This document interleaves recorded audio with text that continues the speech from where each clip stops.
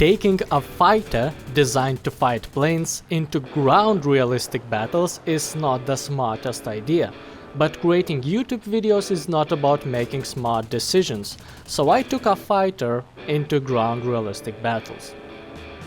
When you play something that relies on primary armament, you want that primary armament to be good. Fiat G56 has 3 20mm cannons and a lot of ammo.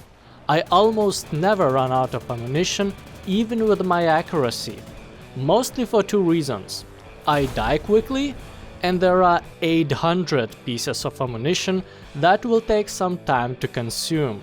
With experience, you start to notice that it's much easier to take down planes that are flying in a straight line. The game would be easier if everyone did just that. Unfortunately, opponents don't share that point of view. In their opinion, as soon as they see tracers, they must start some crazy maneuvers and sometimes even shoot back. That's why I prefer stealth belts. When there are no tracers, they keep flying straight right until the moment when their opinion doesn't matter anymore. As elders of War Thunder say, you cannot perform maneuvers when half of your plane is missing. On the other hand, I have to admit, it is more difficult to see where my shells are flying, but who cares about that when I have 800 pieces of ammunition? Another advantage of Stealth Belt is that more than half of it contains Minengeschoss shells that have unusually large amount of explosives, and everyone likes to look at explosions, especially when these are happening on enemy vehicles. When attacking planes or open-top vehicles, these not only look cool, but are also effective. Though life is not sunshine and rainbows, sometimes tanks will have roofs, which are not always a problem for G56, as many vehicles can be penetrated using that same stealth belt. In general, every armor plate that is 20mm or less can be penetrated if you attack them at 90 degrees angle. As a rule of thumb, light tanks can be penetrated everywhere, while medium and heavy tanks can usually be put on fire by shooting engines. Yes, it will take 3 attacks to do that. So make sure there are no enemy fighters around, because opening those cans will consume some time. That will also consume ammo, but who cares about that when you have 800 pieces of ammunition? Sometimes opponents will be afraid of you so much that they will close themselves in these coffins on the ground that will be impenetrable for your 20mm cannons. Then you have to use heavy weaponry, as heavy as 50 kilograms bombs, which are very good if you have low expectations. The bomb must be almost on opponent's tank if you want to damage them. When you think that you are better than that and hit message is not something you are looking for, there are the heaviest bombs this aircraft can carry. 100 kilograms. It is twice more than 50. Instead of hit message, you can get 2 hit messages. But most importantly, chances to destroy something increase from very low to low. The biggest problem with these bombs is that both of them are dropped at the same time, so there is only one chance to kill heavy a target.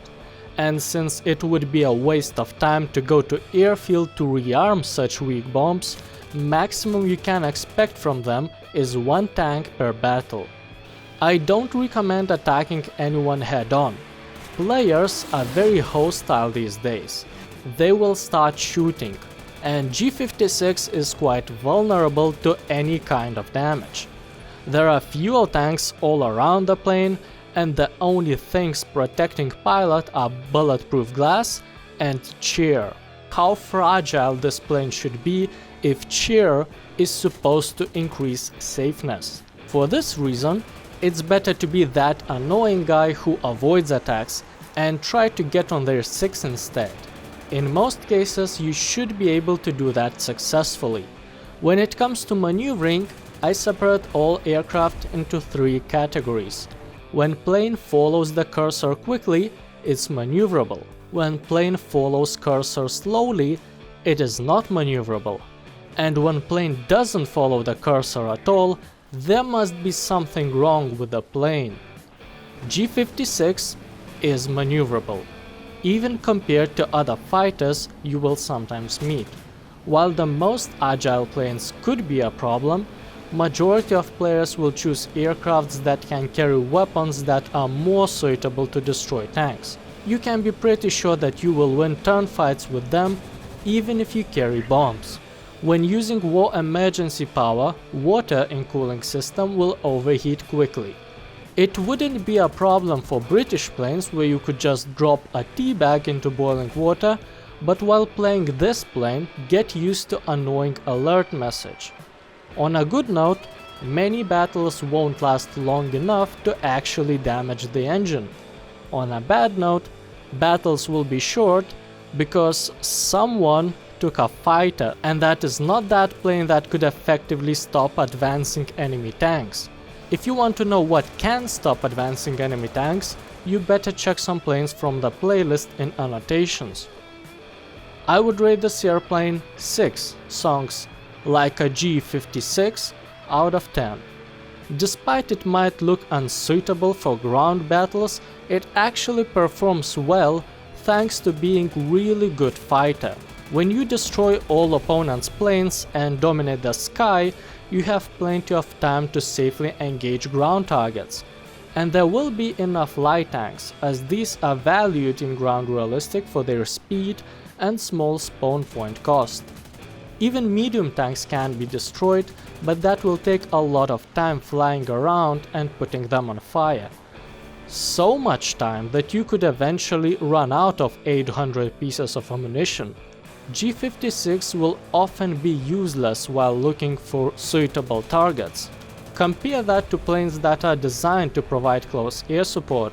They can quickly destroy many tanks and respawn in ground battles to help capturing points.